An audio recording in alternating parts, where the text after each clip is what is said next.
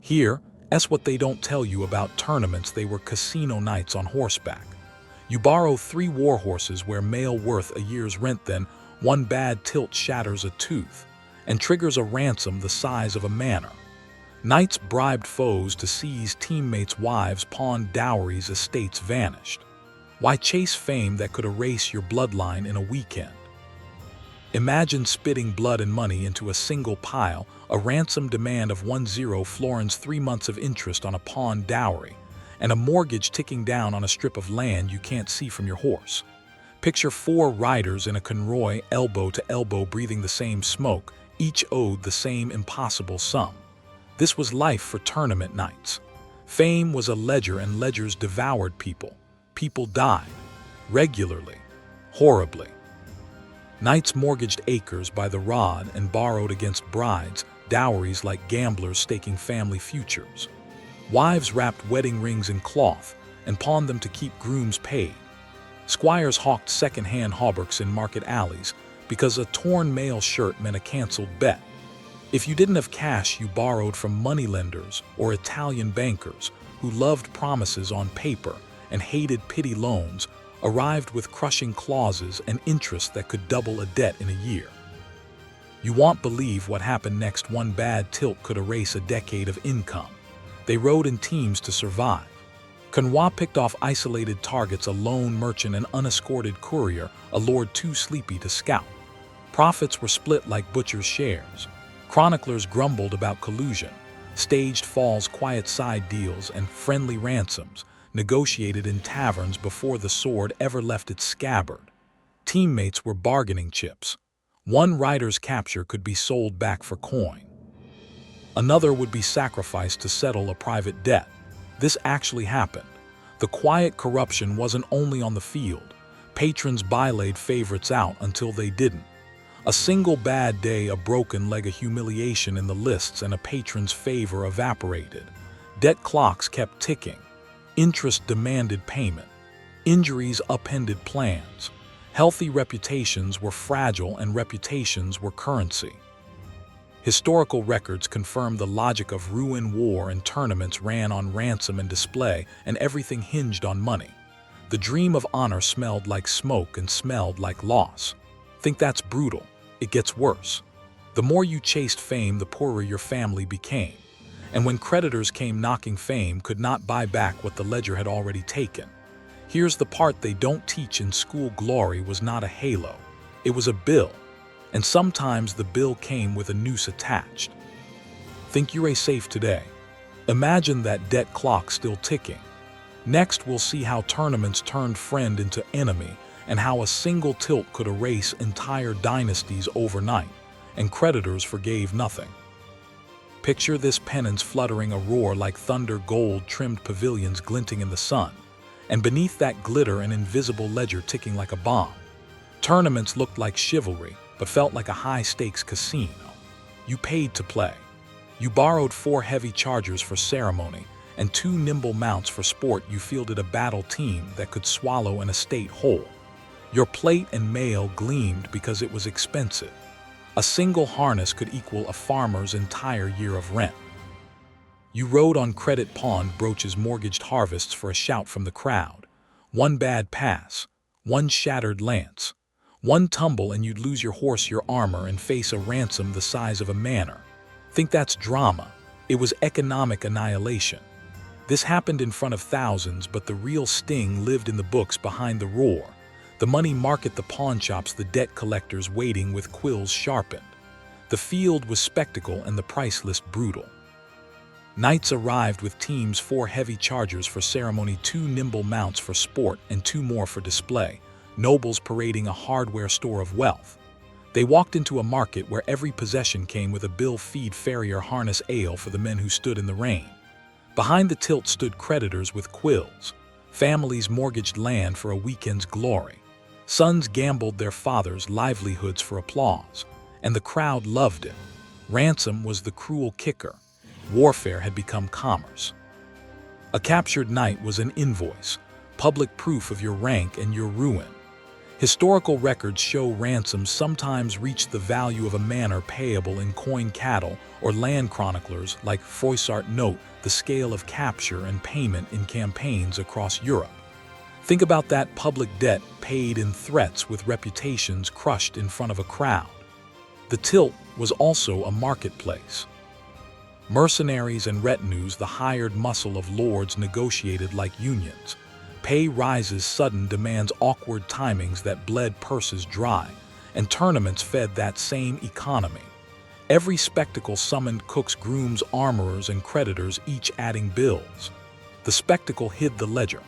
It hid hungry widows signing away property to free a son. It hid squires turned beggars. It hid funerals that displayed 4 war horses and 2 tournament beasts because display had to be maintained, even in ruin. Think you won the roar. You lost the roof over your head. Think that's brutal. It gets worse. The next pass wasn't just about honor, it was about survival. In the next section, we'll pull back the glove on the true cost, how debt, pride, and public shame turned knights into walking balance sheets and families into collateral. Spoiler: the rookery of ruin isn't far from the arena floor. Picture this: the roar of 1,000 throats, the metallic scream of armor, and then one thunderous thud as a knight is unseated. 10 seconds. One fall. Everything changes. In medieval melees and jousts, capture was commerce, not murder. A warhorse alone could cost 9 to 12 months. Wages a ransom for a captured knight could erase 2 to 3 years of a noble's income. Opponents' destriers and shining harness could be seized, marched to the edge of the lists, and bartered for coin. A horse was worth months, sometimes years, of a knight's fortune. A ransom could equal an estate's annual yield. You lost your horse, you lost your bargaining chip, and you lost almost everything. Heralds policed the chaos with ritual precision. They announced identities, recorded pledges, and issued safe conducts so capture remained a marketable asset rather than a free-for-all. Rules were agreed in advance. Who could be taken when pay must be made, which blows counted, because ransom was profitable only if it was enforceable. Break the rules and the market collapsed into murder. So they didn't. Imagine a stunned knight hauled from his saddle, dazed, armor ringing, led on foot through the filth of the lists. His captor stands in the sun, unhurried, blotting numbers on a parchment. Ransom demanded horse. Seized cost for a retainer who ferried him to the town. Prison fees for grooms to look after his armor and horse. Count it up. Now add the humiliation tax. Friends must swear to pay, relatives scramble to raise coin, and meanwhile the captured knight eats whatever scraps his keeper allows. This actually happened. Historical chronicles brim with tales of men ruined by a single unlucky fall. In jousts, even a snapped lance became a bargaining chip. A contest ended not by death, but by negotiation at the edge of the tilt. Skill was richly rewarded. The best riders kept mounts and purses. Luck was penalized without mercy. One slip, one bad wind, one flawed strap, and a lifetime of prestige and wealth vanished in public. Think that's brutal? It gets worse. Fame-hungry knights chased glory and ransom price reputations, hoping captors would set a high ransom as proof of worth. Many preferred ruin to obscurity. They bankrupted themselves, raising horses, armor, retinues, and loans to chase a single headline. You won, you were praised. You fell, you were taken. The lists were a marketplace of lives, and the stakes were absolute.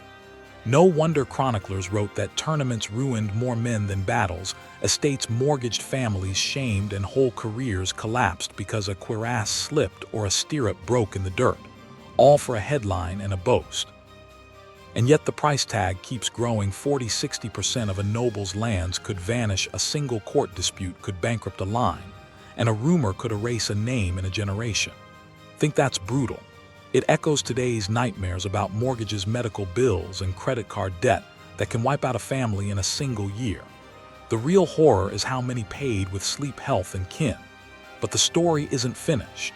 The next chapter reveals who paid the ultimate price when glory turned to debt.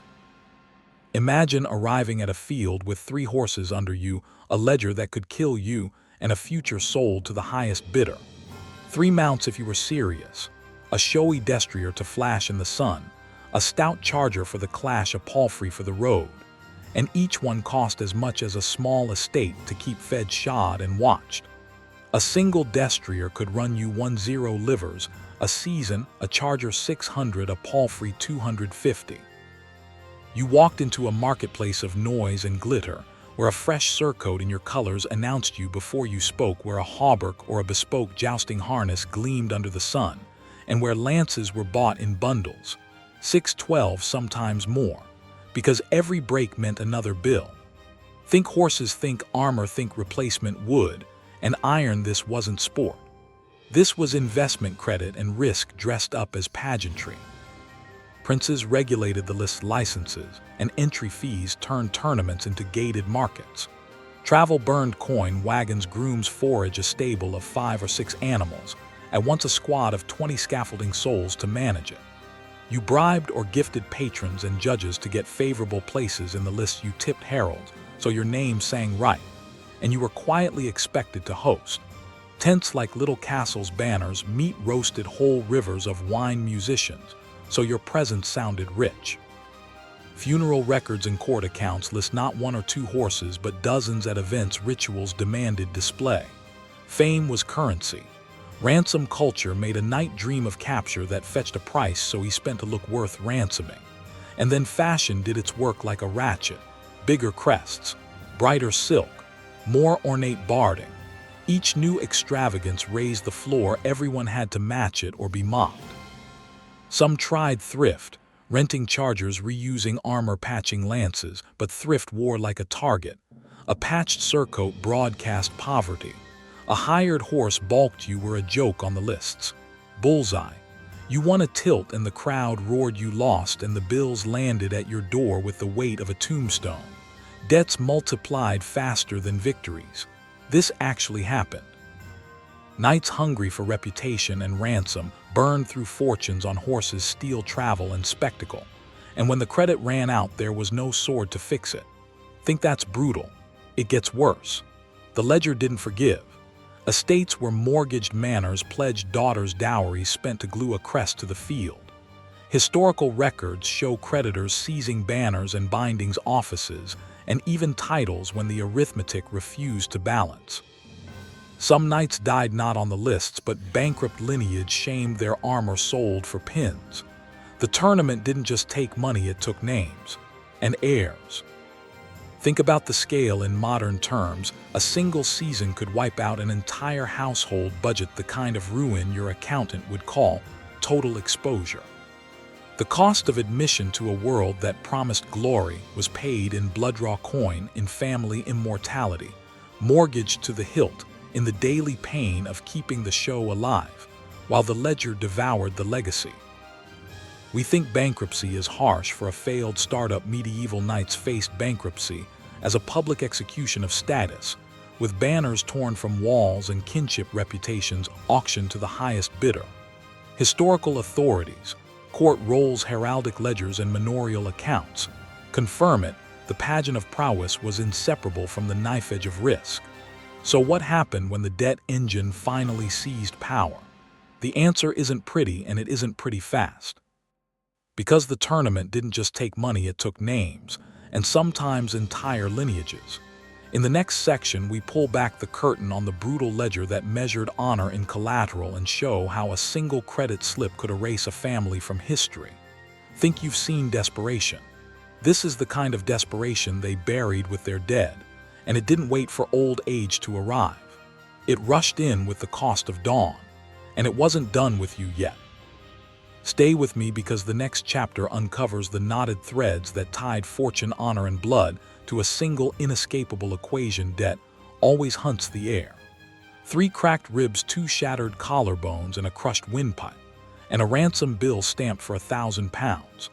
Picture a face knocked so flat that a man stares at his own teeth on the floor. Imagine heirs opening chests to find empty ledgers and nails where coin should be. This wasn't rare. A single tournament gamble, a single charge of glory could leave the estate mortgaged and the sheriff knocking at dawn. Miss one payment and the law arrived. Men who'd sold timber rights and grain tithes to buy a horse watched bailiffs load their plunder into carts. But that wasn't the worst part. Think of a minor knight chest caved from a lance signing over forests for the ransom that would set him free.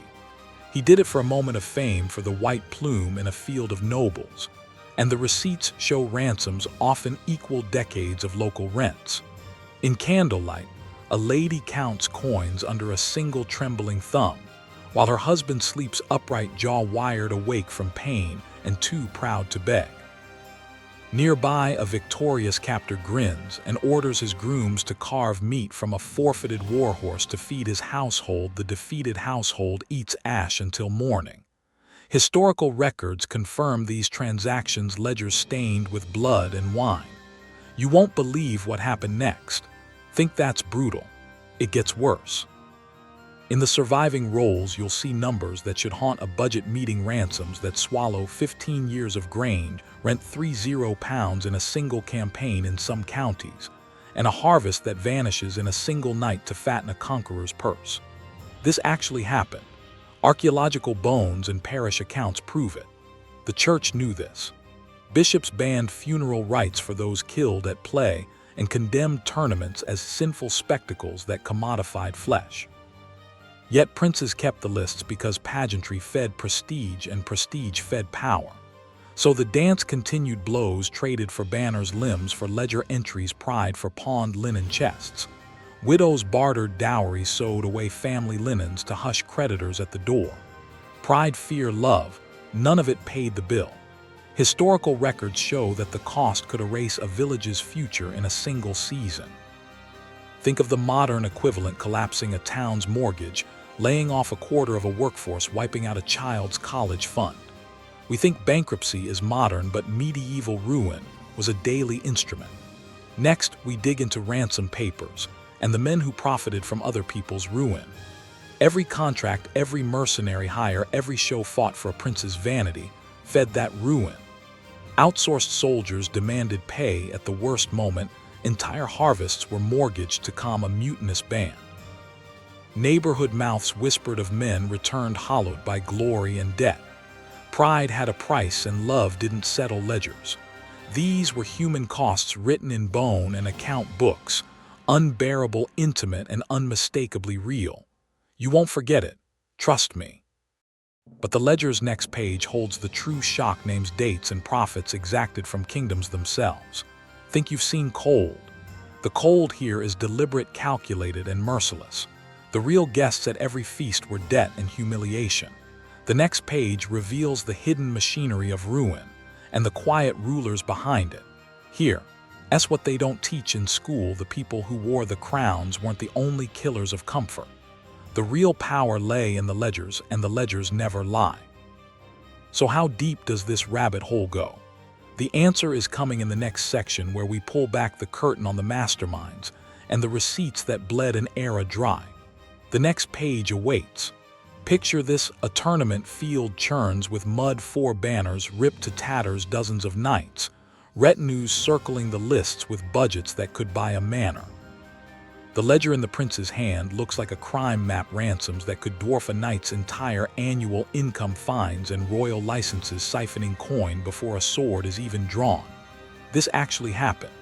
Historical accounts, from royal chancelleries to chroniclers like Froissart, prove kings monetized bloodlust. Ransoms sometimes ran into thousands of livers, and a single unlicensed melee could bankrupt a lord for years. Think that's brutal. It gets worse: the purse bled first, then the blade. Safety as spectacle didn't merely replace chaos with choreography. It turned danger into a price tag. Jousts grew heavier, lances longer, armor thicker, and even the most brilliant helm became a ledger line. The official lists arrived with price lists: enrollment costs that could swallow 10 to 30 livers, fines that could hit 100 to 250 pounds of silver for a misstep, and sovereign royalties skimmed off every victory. Historical records show Burgundian courts turning tournaments into pageants, themed pas d'armes, heraldic theatrics, silk and banners, priced like a state-sponsored luxury.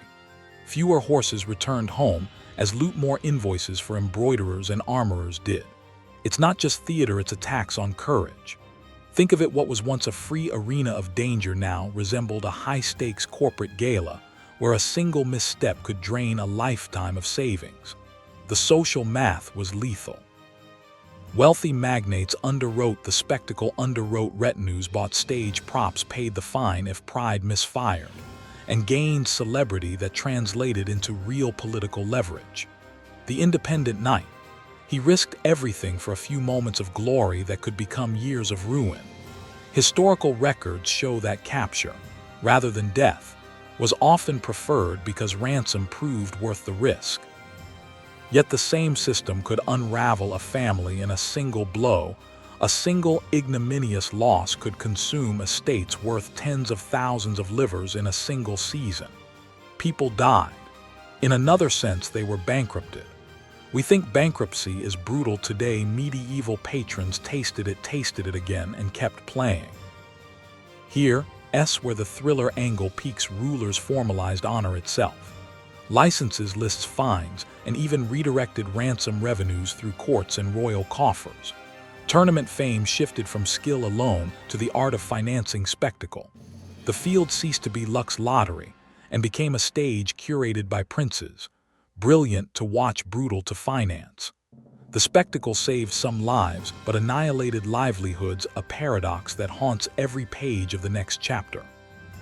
And yes, the next chapter reveals the personal ruin left in glitter's wake. Guess what happened to the doomed squire who sold his last ox for a lord's silk pennon? He's not a legend, he's a warning. His debts weren't merely numbers, they were the smell of copper, the weight of a mortgage on a family's future. You'll hear his name, you'll see the figures, and you'll feel the fear. The debts won't stay quiet for long. They demand a reckoning in the next tale. Stay with me. The court's glitter hides a furnace of ruin, and the spark is about to be the loudest of all. Picture this: mud slick under iron shod, hooves a gauntleted fist slammed into a visor, the crowd roaring so hard it rattles your ribs. Tournaments packed towers and town squares with as many as 6,000 gawkers, the air blue with dust, and the smell of sweat, leather, and iron. Knights arrived with 6 destriers, banners snapping like thunder, and teams of attendants whose salaries could stretch into years of winter grain. They rode not just for sport. They rode with everything on the line, as if the doom of a county rested on a tilt. The math was brutal. Warfare and honor ran on cash. Ransom was the medieval paycheck. A capture could be worth 10 to 50 marks of silver, thousands that could bankrupt a family for a generation. Historical records show rewards large enough to buy a lord, an earldom, or mortgage a village's future for a decade. That money didn't just change hands, it changed fates. And yes, there were moments when the ledger finally balanced, when a famous win translated into a marriage, a title, a banner that carried your name into legend. But more often, the balance tipped the other way. The champion returned to a wife who watched banners fade, to a household pressed by debt, to a last destrier sold for enough seed to last a single hungry winter. Think of it, a single tilt could loom like a lottery with teeth. Tournaments became the resume of a violent age, an arena where skill translated into visibility. When a lord watched you differently, one glorious victory could turn a barren banner into a household name, open the gate to a rich match, even a county.